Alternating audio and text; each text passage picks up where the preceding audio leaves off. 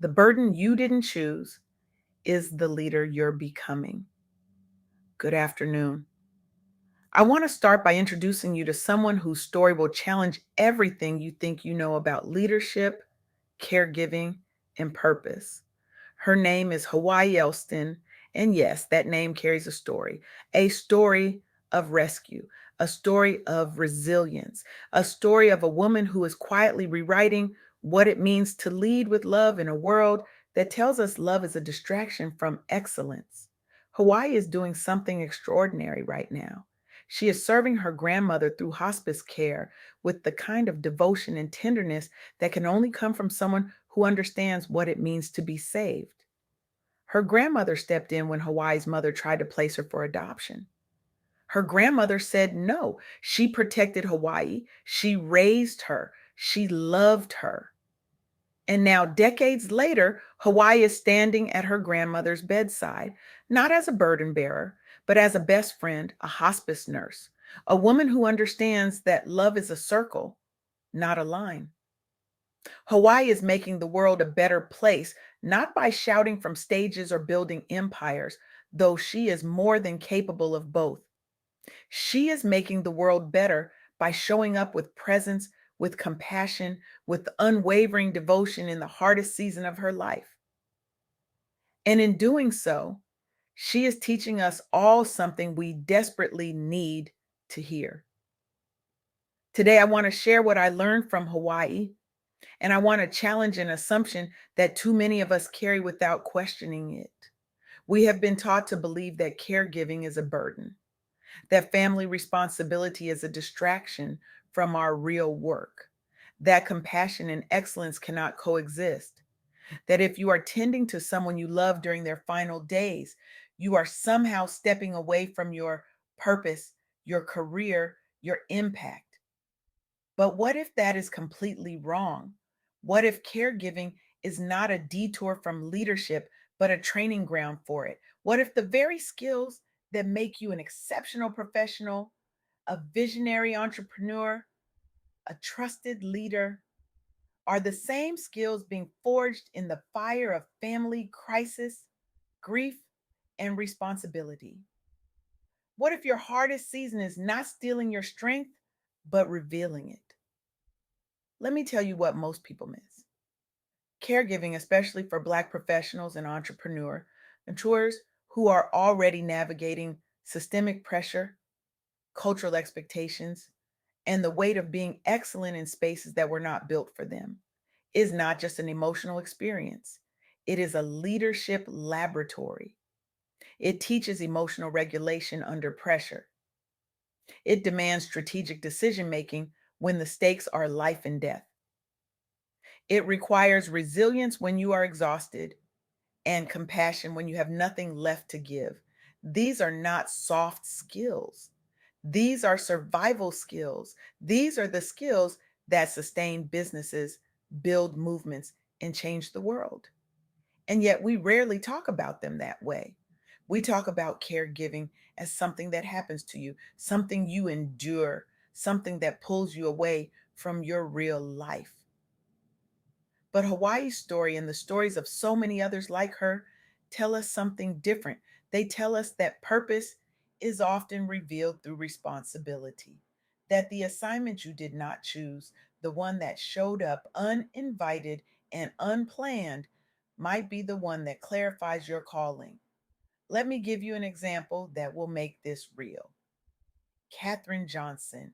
You know her name now, but for decades she worked in obscurity. She was a Black woman mathematician at NASA during segregation, calculating trajectories for space missions while navigating a workplace that did not want her there. She faced gender barriers. She faced racial barriers. She worked in a field dominated by white men who doubted her at every turn. And yet she showed up every single day with precision, with excellence, with relentless accuracy. She did not have the luxury of being mediocre. She had to be flawless. And she was. Her calculations helped send astronauts to space and bring them home safely. John Glenn refused to launch until Katherine Johnson personally verified the numbers. That is the level of trust she earned. That is the level of excellence she embodied. Her work became foundational to aerospace history. And later in her life, she received the Presidential Medal of Freedom. But here's what matters most. Katherine Johnson did not wait for the world to be fair before she decided to be excellent. She did not wait for the barriers to come down before she proved her value. She worked under extreme pressure in an environment designed to exclude her, and she turned that pressure into precision. She turned adversity into impact. That is what caregiving teaches you. That is what responsibility under pressure reveals. You learn to lead when no one is watching. You learn to make decisions when there is no roadmap. You learn to show up with excellence, even when you are exhausted, even when the world is not fair, even when no one is applauding. Katherine Johnson was not just doing math, she was practicing leadership. She was building the same emotional regulation, strategic thinking, and resilience that caregivers build every single day. And she did it in a system that was actively working against her. Now, let me tell you about another woman whose story will shift how you think about persistence and purpose. Her name is Opal Lee. She is known as the grandmother of Juneteenth, and her story is one of sustained purpose and generational responsibility.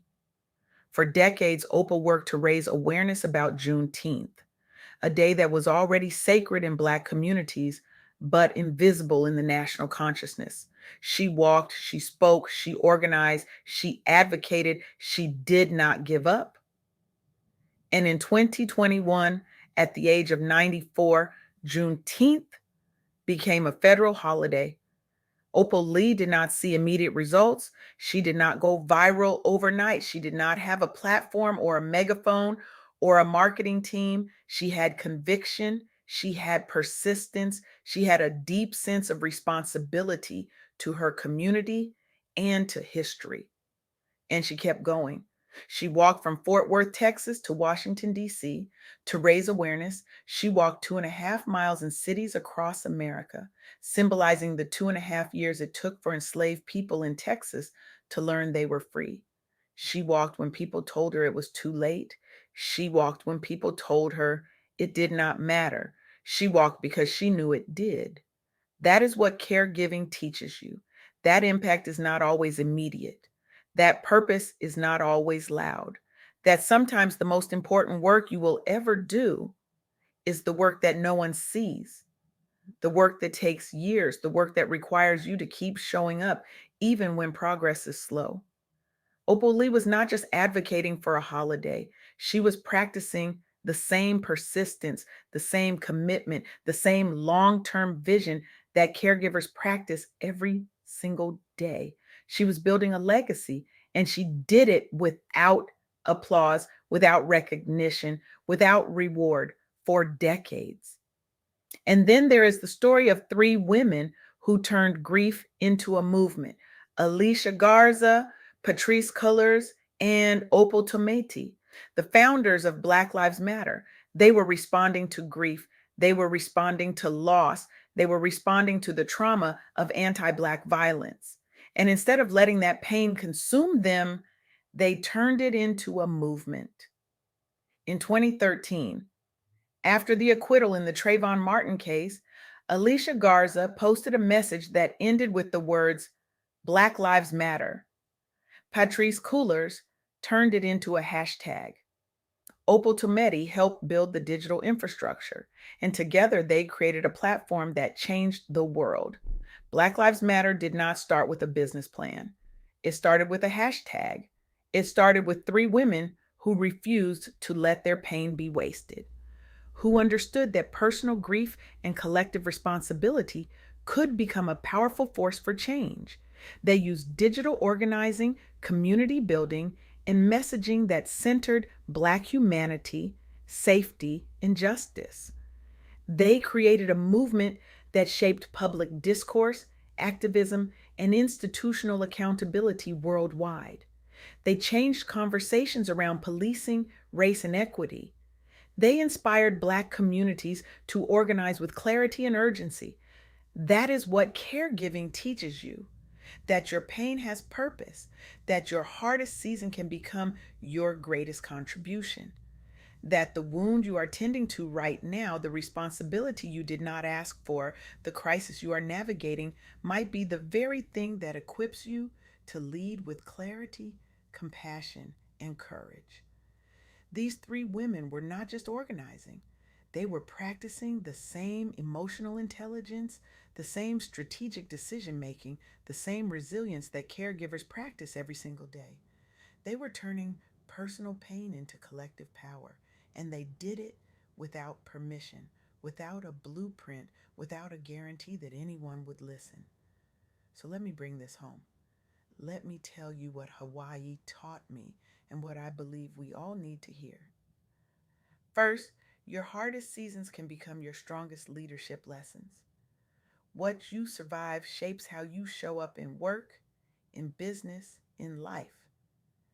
The emotional regulation you practice while caring for a loved one, that is the same skill that helps you lead a team through uncertainty. The strategic decision making you do in a hospital room, that is the same skill that helps you pivot a business when the market shifts. The resilience you build while grieving, that is the same resilience that helps you keep going when everything falls apart. Second, purpose is often revealed through responsibility. Sometimes the assignment you did not choose becomes the one that clarifies your calling. You do not always get to pick your path, but you do get to decide how you walk it. And when you walk it with intention, with love, with devotion, you discover that the burden you thought would break you is actually the thing that makes you whole. Third, you do not have to separate compassion from excellence. Black professionals can lead powerfully while still honoring family, community, and care. You do not have to choose between being soft and being strong. You do not have to choose between being present for your loved ones and being present in your work. You can do both. You can be both. And when you do, you become a different kind of leader, the kind the world desperately needs. So here's my question for you. What family burden, personal wound, or responsibility in your life might actually be the place where your deepest leadership is being formed right now? Don't. What if the thing you think is holding you back is actually the thing that is preparing you? What if the season you are in, the one that feels heavy and hard and unrelenting, is not a detour from your purpose, but a direct path to it? I am not asking you to romanticize suffering. I am not asking you to pretend that caregiving is easy or that grief does not hurt. I am asking you to consider that the skills you are building right now, the strength you are discovering, the compassion you are practicing might be the very things that make you unstoppable.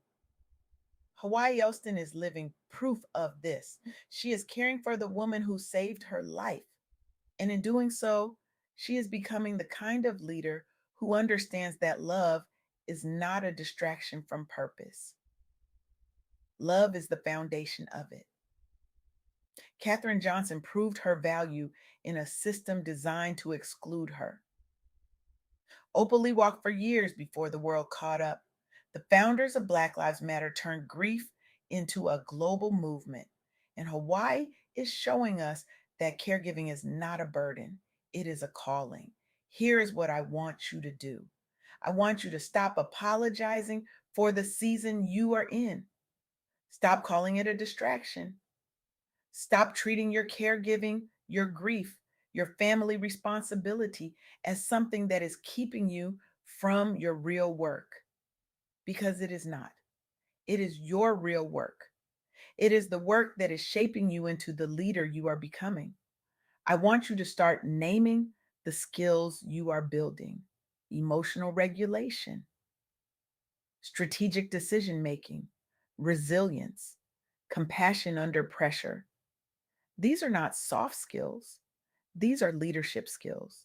and you are practicing them every single day. I want you to honor the assignment you did not choose, because that assignment is not random. It is not a mistake. It is not a detour. It is the very thing that is preparing you for what is next. And I want you to ask yourself this question honestly and without judgment. What would my leadership look like if I stopped separating my compassion from my excellence? What would my impact look like if I led with the same devotion, the same presence, the same love that I bring to my family, my community, my caregiving?